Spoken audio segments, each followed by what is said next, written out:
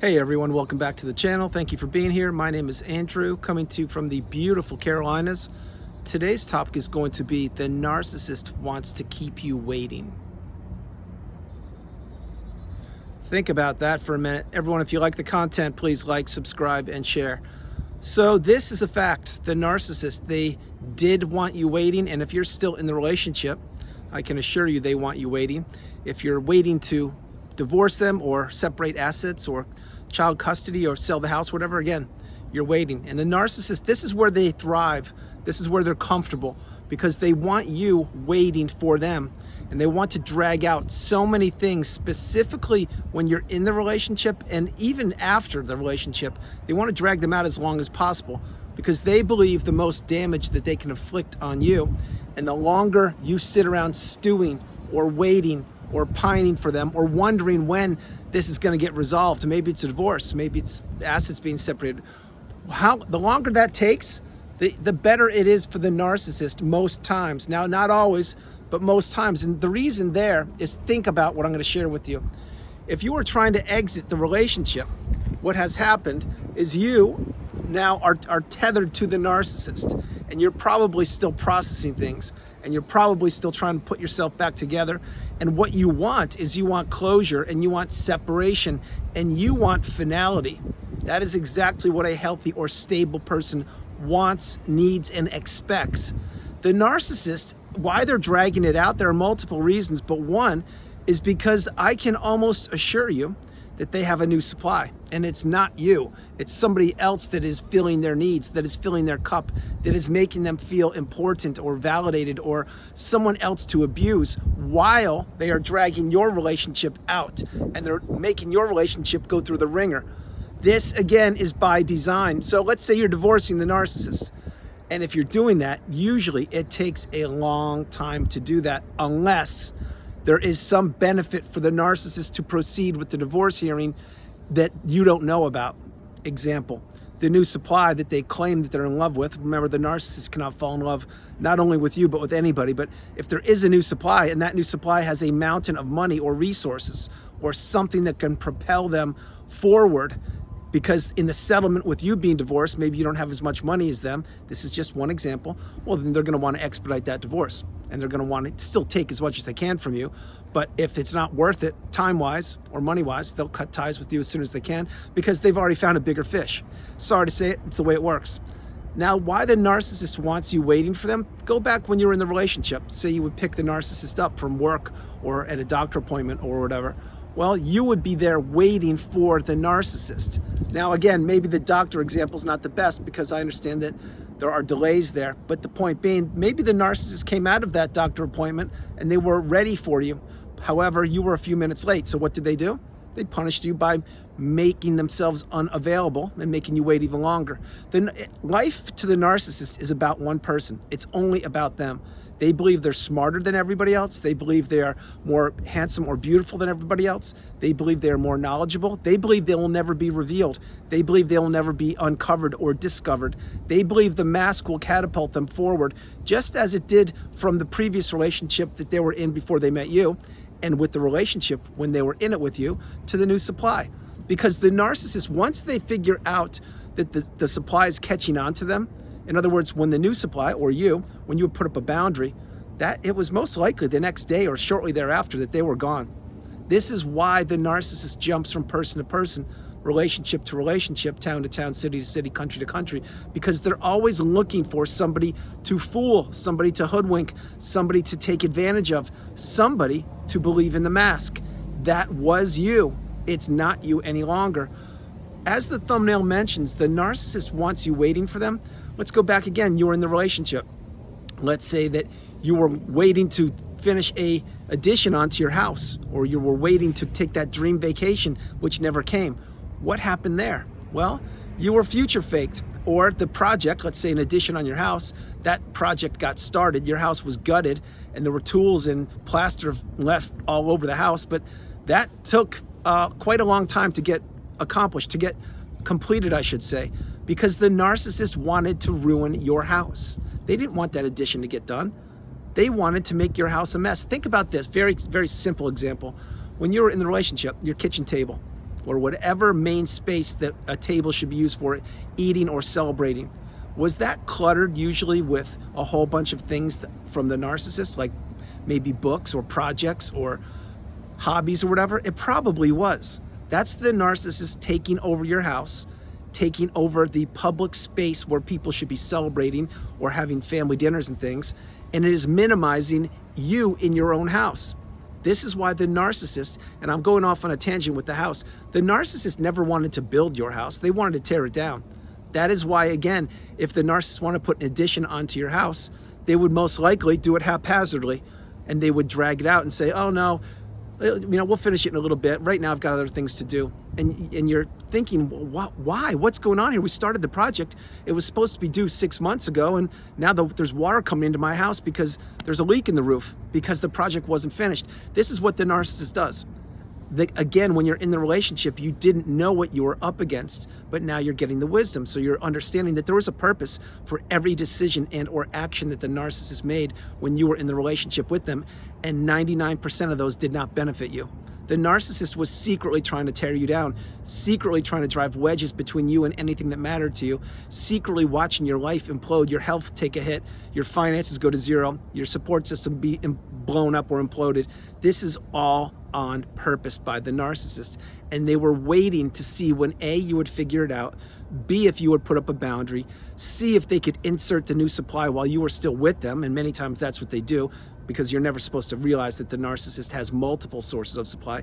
It wasn't just you. Whether you are the sibling of the narcissist, a spouse, a neighbor, coworker, mom, dad, aunt, uncle, friend, the narcissist gets supply from anything, from a pet to a hobby, to a car, to a relationship, to the way that they look, the clothes that they wear. That anything is supplied to the narcissist. That's why once you get the wisdom and apply the tools, you need to take the action of going no contact, blocking these people, deleting them, removing all flying monkeys and people associated with them. If not now, when? If you can't do it, I understand. Utilize gray rock. Become dull, become boring, get off the radar. Become small and get off the radar. Now, again, why the narcissist wants you waiting for them? The narcissist wanted to keep you waiting. And again, let's say post-relationship, when you were discarded, well, what happened there?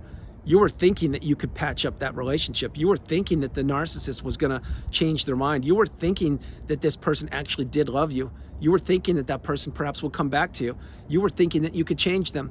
You were thinking you could go to couples therapy and fix things. You were thinking that the narcissist was just having a bad day and that you could talk to them and communicate with them. What you didn't realize back then is that you were in a relationship with a person who A, can't introspect, B, won't be accountable, C, doesn't care about anybody but themselves, but D, was enjoying your pain. They were enjoying your misery. They were getting supply from your life imploding.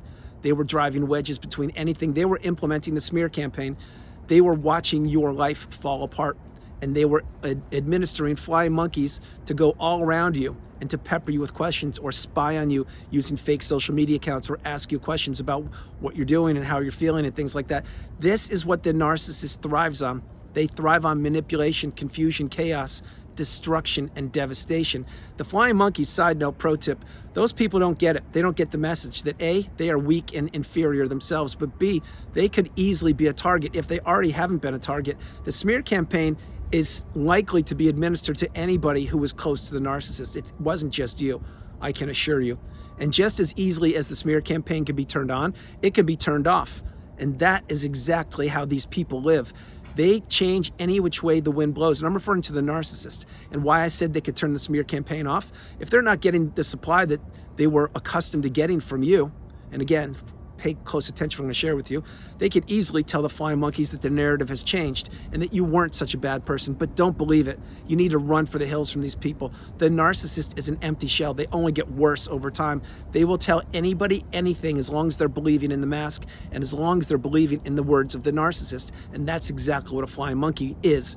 And again, back then when you were in the relationship, you would be waiting for the narcissist when you pick them up, when you would be going out to events or attend barbecues, things like that, because they were making you wait when you were ready an hour early and they were taking their own sweet time.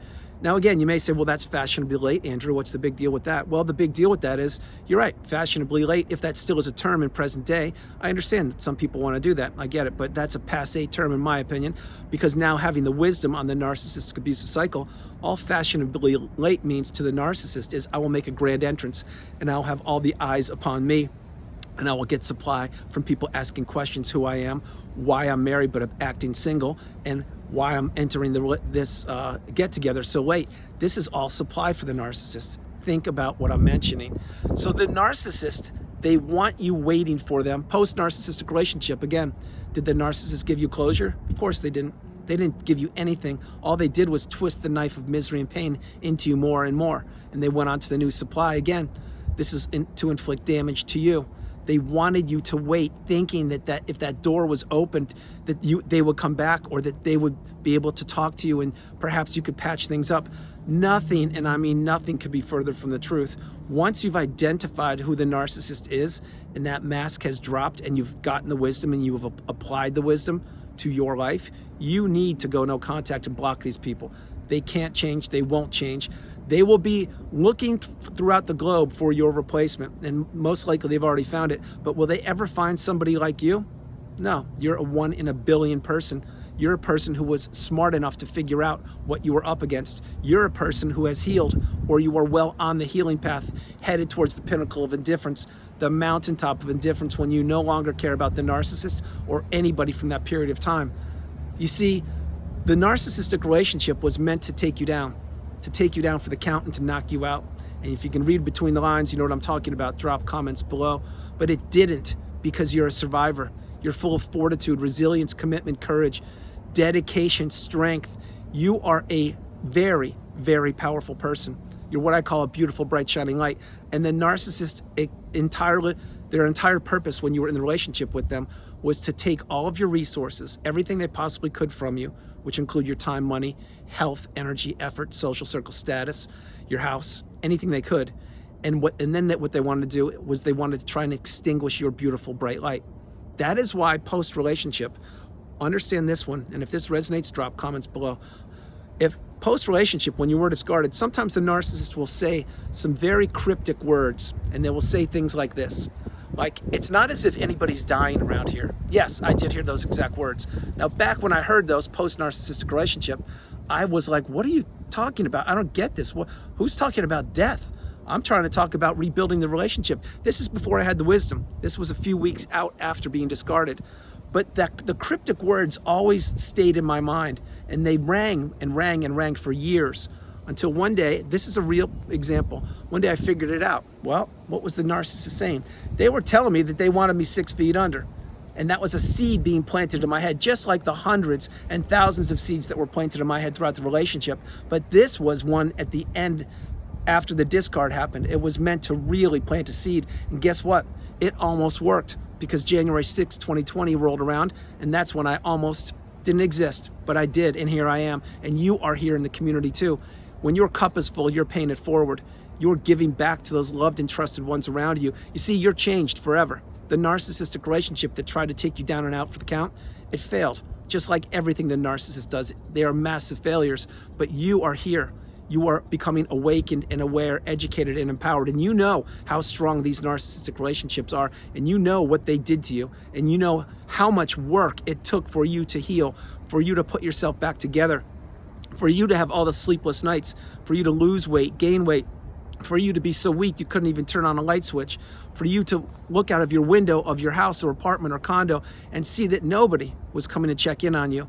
But yet all the neighborhood kids were still playing. All the people in the neighborhood were still walking by. But this time they were walking right by your house. They weren't knocking on the door, hearing your side of the story or seeing anything about you, because they all bought into the smear campaign. And most of those people, if not all of them, were either A, in on it, or B, they drank the Kool-Aid, and maybe they are and or were the next targets or victims of the narcissistic abusive cycle.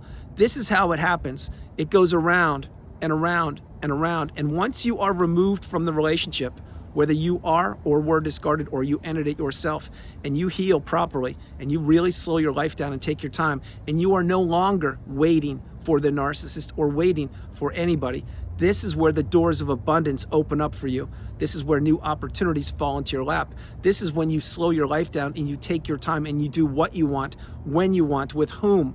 And this is when you can fall in love again. This is when you can travel the globe. This is when you can relocate. This is when your health returns. This is when your finances return. This is when your confidence returns. This is when your newfound social circle is built. No longer are you a people pleaser. No longer are you a yes person. You now have boundaries. You can say no, the strongest word in the English language. And you now know when you say no to something or someone, you are saying yes to yourself. You see, you are now in the third version of you, the strongest, most galvanized version of you known to humankind.